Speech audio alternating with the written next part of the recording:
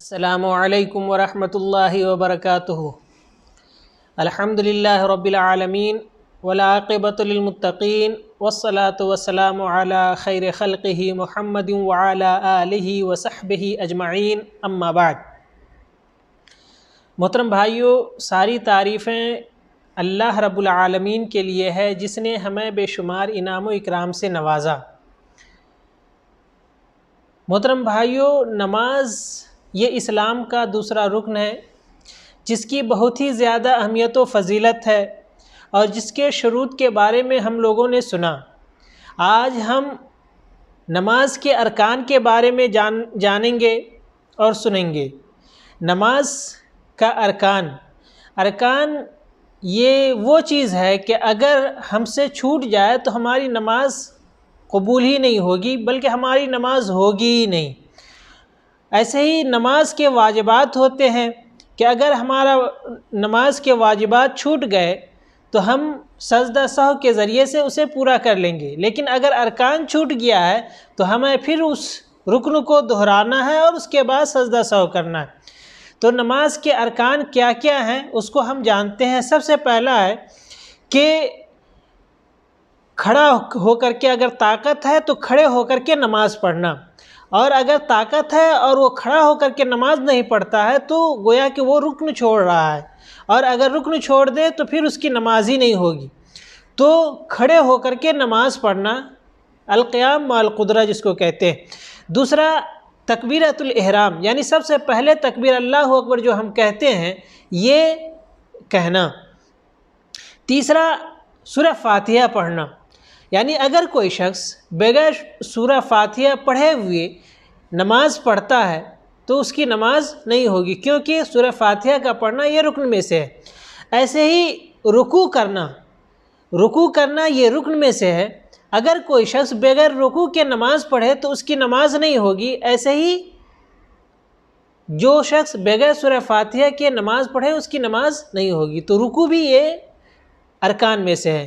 رکوع سے سر اٹھانا اور یہ ارکان میں سے ہے۔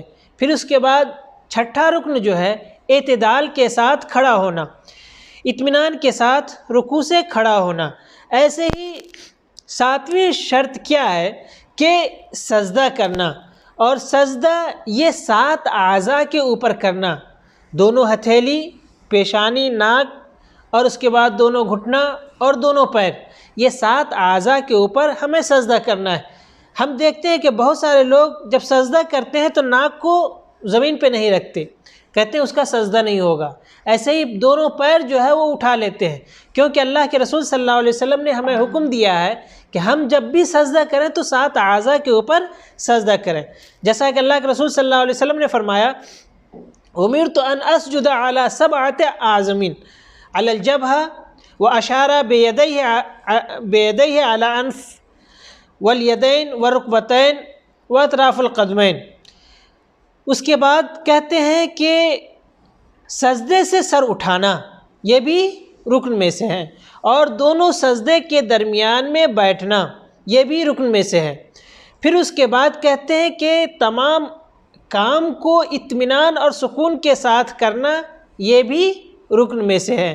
ایسے ہی آخری تشہد یہ رکن میں سے ہے، اور اس آخری تشہد میں بیٹھنا یہ بھی رکن میں سے ہے، اور پھر اس کے بعد اس آخری تشہد میں درود پڑھنا یہ بھی ارکان میں سے ہے۔ اور اللہ کے رسول صلی اللہ علیہ وسلم نے ہمیں درود سکھلایا بھی ہے، جیسا کہ درود ابراہیمی ہے، اللہم صلی علی محمد وعلی آل محمد کما صلیت علی ابراہیم وعلی آل ابراہیم انک حمید مجید، اللہم بارک علی محمد وعلی آل محمد کما بارکت علی ابراہیم وعلی آل ابراہیم انک حمید مجید۔ اور اس کے بعد دونوں طرف سلام پھیرنا، یہ سارے کے سارے ارکان میں سے آتا ہے۔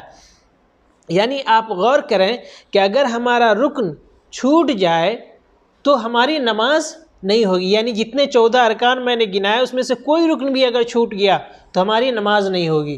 اور اگر ایسے ہی نماز کے واجبات ہیں، اگر ہماری نماز کے واجبات میں سے کوئی چھوٹ گیا تو ہم سجدہ سہو کے ذریعے سے اس کو پورا کر لیتے ہیں۔ لہٰذا ہمیں ان چیزوں پہ دھیان دینا چاہیے۔